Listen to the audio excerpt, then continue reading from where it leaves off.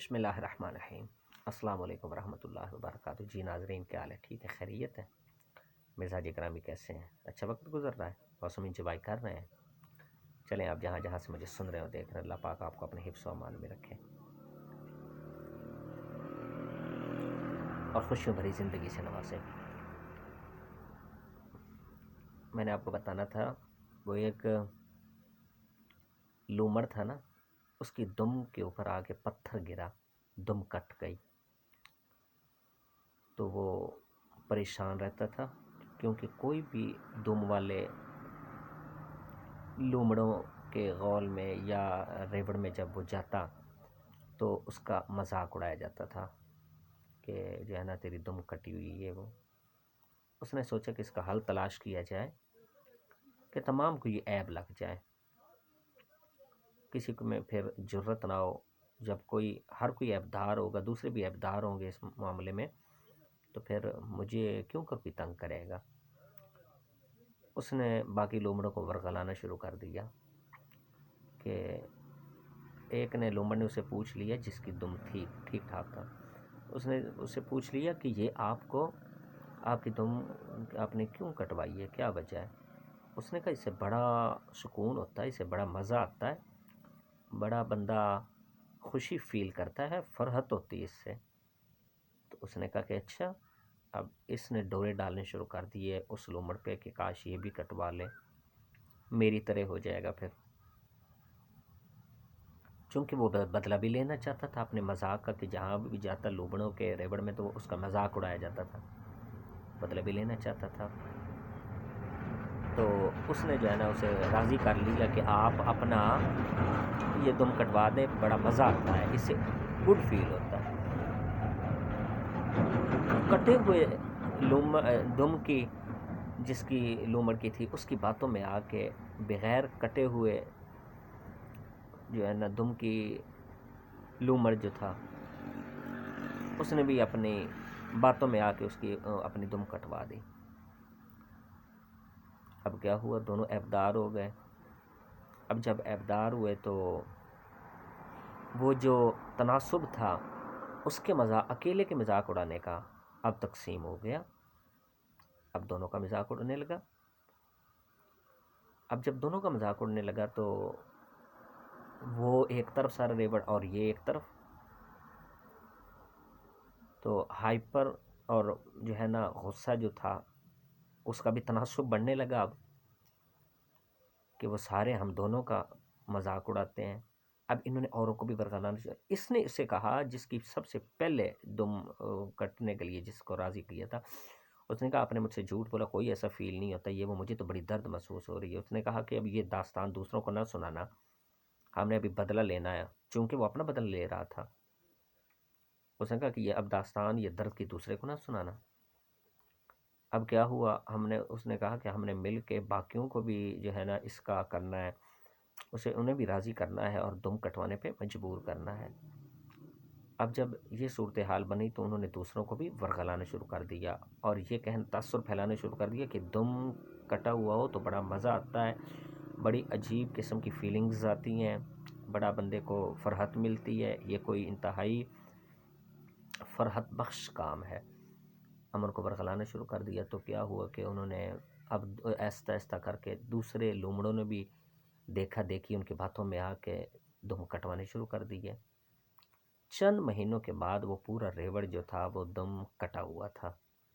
اب کوئی بھی کسی پہ آواز نہیں اٹھا رہا تھا، کوئی کسی پہ انگلی نہیں اٹھاتا تھا، کوئی کسی کو عیب دار ہونے کا تانا نہیں دیتے تھے۔ تو یوں جو ہے نا ان کی سوچ نے اکثریت کے ذہنیت کو بدل کے رکھ دیا اور اپنے لیے راستہ پیدا کر لیا، خوش و خرم رہنے کا، خوش رہنے کا راستہ پیدا کر لیا۔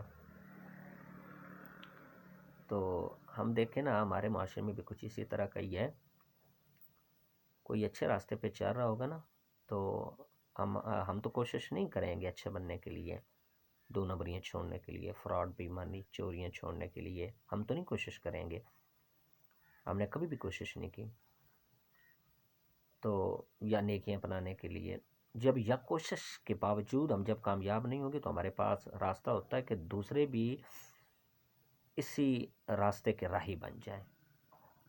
تو پھر وہ یوں جو ہے نا ہم اپنے جو اندر جرم ہوتے ہیں دوسروں کو بھی اس میں عیبدار دیکھ کے اپنے جرموں کو چھپانے کے لیے دل کی جو ہے تسکین کا سما ایسے پیدا کرتے ہیں.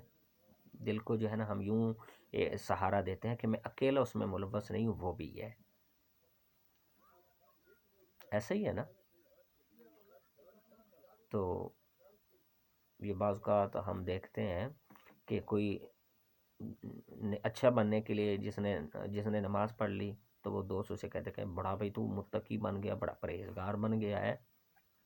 ایسے تانے سننے کو ملتے ہیں نا. تو ہماری یہ ذہنی پستی کی عکاسی کرتی ہے یہ سوچ کہ ہم غلط کو تو کبھی بھی جو ہے نا ہم غلط نہیں کہتے، لیکن جو اچھے راستے پہ چلتا ہے تو اسے یوں طنز کرنا شروع کر دیتے ہیں، اپریشیٹ نہیں کرتے. اپریشیٹ ہم ہمیشہ جو غلط سمت جا رہا ہوگا اس کو کریں گے. غلط سمت جو چلتا ہے نا، جو غلط سمت کا تعین کرتا ہے اس کو ہم جو ہے نا اپریشیٹ کریں گے، اس کو تنزن کہیں گے. بس ادھر اپریشیٹ کر لے، ادھر طنز کر لے تو سارا معاشرہ ٹھیک ہو جائے گا، سارے اچھے ہو جائیں گے. ایسا ہی ہے نا. جو ہم نے غلط سمت پہ جا رہے ہیں وہاں ہم نے آپشن رکھا اپریشیٹ کا، وہ ہم ادھر کر لیں.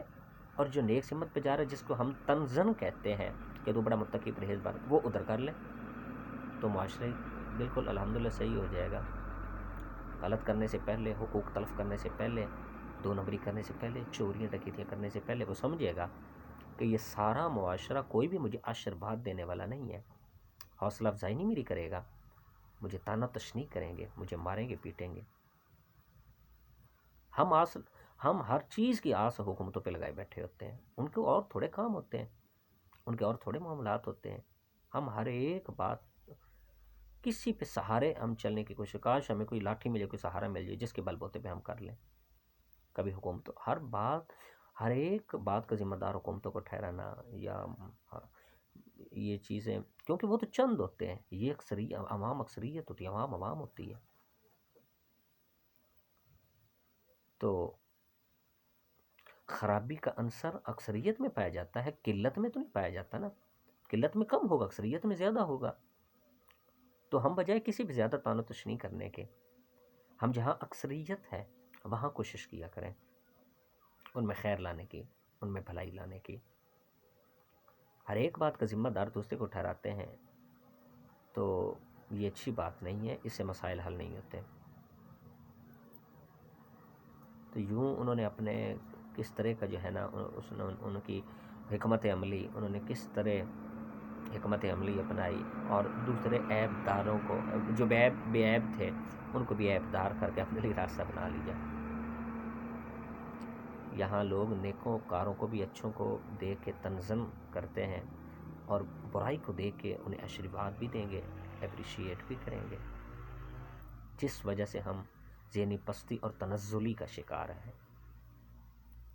تو یہ دوستو یہ بات تھی، ہمیں اچھے کاموں میں تعاون کرنا چاہیے، غلط بات کو اپریشیٹ نہیں کرنا چاہیے، اور نہ ہی اچھی بات کو ریاکارانہ طور پہ تنزن کر کے کہ اندر ہمارے کچھ اور ہو اور باہر کچھ اور ہو. یہ بھی ہم تاثر دیتے ہیں بعض اوقات. واہ واہ سبحان اللہ ماشاء اللہ، ہم واقعی اسے اپریشیٹ کرنے کے لیے نہیں کر رہے ہوتے. طنز کے نیچے بھی ایک معاملہ ہوتا ہے، وہ ریاکارانہ ہوتا ہے، وہ خوش آمدانہ ہوتا ہے، وہ اسے کیا کہتے ہیں، وہ دکھاوے کا ہوتا ہے. ہم حقیقت کے بل بوتے پہ اسے نہیں کر رہے ہوتے. تو یہ بھی غلط بات ہے، یہ تو منافقت ہوگی، یہ تو بہت بری چیز. ہمیں حقیقت کی تہ میں پہنچ کے کسی کی حقیقت کو، کسی کی سچائی کو دل و جان سے تسلیم کر کے اپریشیٹ کرنا چاہیے. پھر شانہ بشانہ رہنا بھی چاہیے اس کے سچائی کے، حق کے، اور پھر اس کے فروغ کے لیے بھی، اس کی ترویج اور اشاعت کے لیے بھی اہم کردار ادا کرنا چاہیے. تب معاشرہ صحیح سمت کا تعین کر سکتا ہے۔ تو یہ بات ہے، اللہ تعالیٰ ہم سب کا حامی ناصر ہو۔ اگر بات بری لگے تو معذرت، اچھی لگے تو کمنٹ سیکشن میں اظہار بھی کر دیجیے گا، اصلاح کا بھی آپ کو اختیار ہے۔ تو اور التماس ہے، گزارش ہے کہ میرے اس چینل کو دوستو ضرور سبسکرائب کر دیجیے گا اور لائک بھی کر دیجیے گا۔ السلام علیکم۔